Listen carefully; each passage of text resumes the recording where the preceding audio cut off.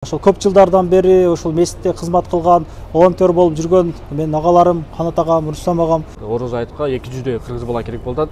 Барыңыздардын кармаган орозоңуздарды Алла таалам кабыл кылсын. Бул жерде жатып, тамак ичип, бардыгы бекер болот. Эртеси күнү ошол ороз айт буйруса, обедке чейин кызмат кылабыз. Ошол ишеничтүү жерлерден окутуп жана кылыңыздар. Бул жерде алданып калгандар көп болуп атыптыр. Ооз ачарлыктар дагы берилет, тарабий намаздар окулуп атат буйруса.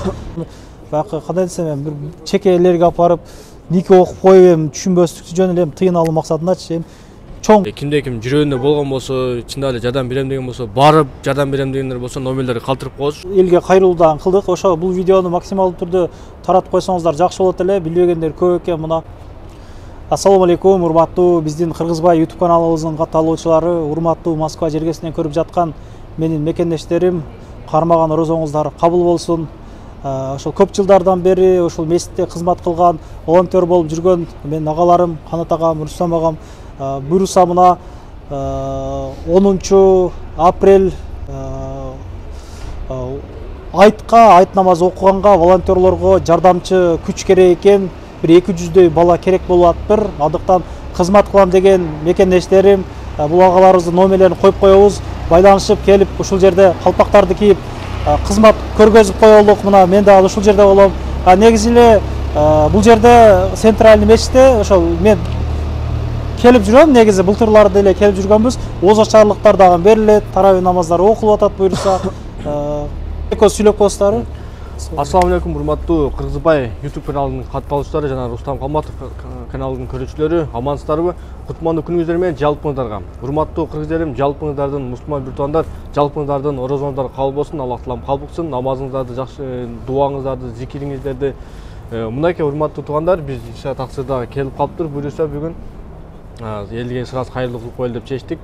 Москва шаарында Борбордук мечитте, центральный мечитте туугандар көпчүлүк бала кызматка керек болуп жатат. Ороз айтка 200 кыргыз бала керек болуп жатат. Кимде ким убактысы болгон болсо, келиңиздер. Бир күн мурун келип бул жерде жатып, тамак ичип, бардыгы бекер болот. Эртеси күнү ошол ороз айт буйруса, обедке чейин кызмат кылабыз туугандар. Формаларды кийип алып, окшош формаларды кийип алып, иса таксырда биз менен кошо чогуу бирге болот буйруса.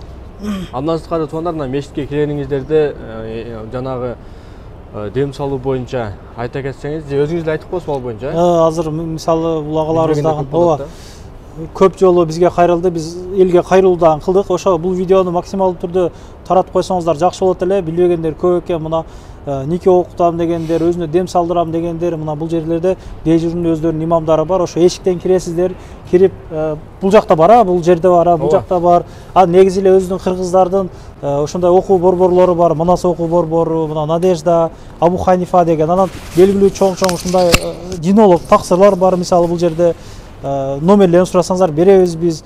Ошол ишеничтүү жерлерден окутуп жана кылыңыздар. Бул жерде алданып калгандар көп болуп атыптыр. Эми бакы кандай десем, мен бир чекелерге апарып нике окуп коюп эми түшүнбөстүктү жөн эле тыйын алуу максатындачы чоң тыйынга окуйт экен эми андагы биз билбегенибиз менен. Ошондой экен мекендештер, эч качан алданбаңыздар.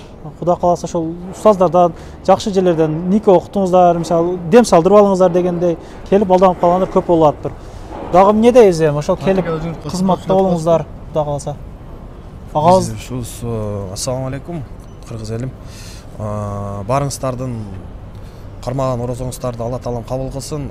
Ошол бизге кызматка күчкө, мыкты, күчтүү жаш жигиттер керек ороз айтка. Ошо биз менен байланышыңыздар, биз ушул жерде болобуз иншалла.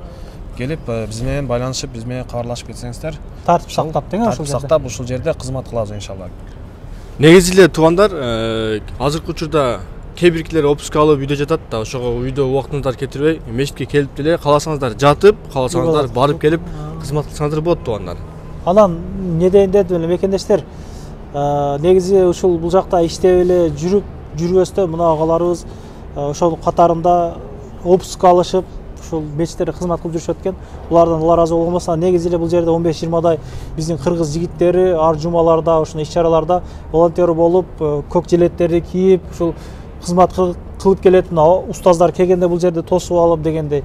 Буларгадан Алла ыраазы болгон болсун, кылган ушундай амалдарын Аллах таала кабыл кылган болсун. кармаган оразоңуздар кабыл болсун дагы мекендештигим. Тынччылыкта, аманчылыкта, ынтымакчылыкта, биримдикте ар дайым жүрө берелик.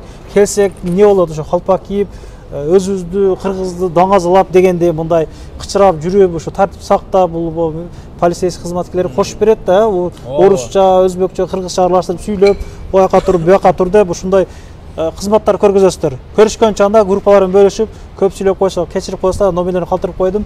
Устаздар боюнча, окуу жайлар боюнча, дамуулар боюнча сурасаңыз номерлерден беребиз, көргөзүп койдук. Ушул жерге келип, нике окутуп, ушундай дем салдырып турсаңыздар болот экен. Туугандар, андан сырткары дагы бир акыркы кайрылуубуз бар. Ошону кимде ким көңүлүндө болгон болсо, жүрөгүнөн чыккан болсо, фидер садакасын жөн эле садака берем дегендер болсо, биз мына Жалал Абадтагы Жайнак деген дамууланы таанысаңыздар керек. Өзүнүн 2 медресеси бар. Аны эч бир мамлекет камсыздабайт. Өзү ошол аракет кылып, ошол спонсорлор таап, көп жылдан бери биз дагы жардам берип жүрөбүз. Чыгарып, көрүп деле калдыңыздар окшойт. Столдордун, парталарын алып берип, көмүр, сөмүр ушундай нерселерин да көптөн бери кылып жүрөбүз. 2 жылдан бери тааныйм. Ошого медресесине дагы кичине салым, жардам керек болуп атыптыр. Балдарга жана башка нерселерине кимде ким жүрөгүндө болгон болсо, чында эле жардам берем деген болсо, барып жардам берем дегендер болсо, номерлерди калтырып коебуз. Ошол номерлерге кайрылып жазып, кенен маалымат алсаңдар болот туугандар. Көрүшкөн чагда, ассаламу алейкум, көп сүйлөп койсок үзүр.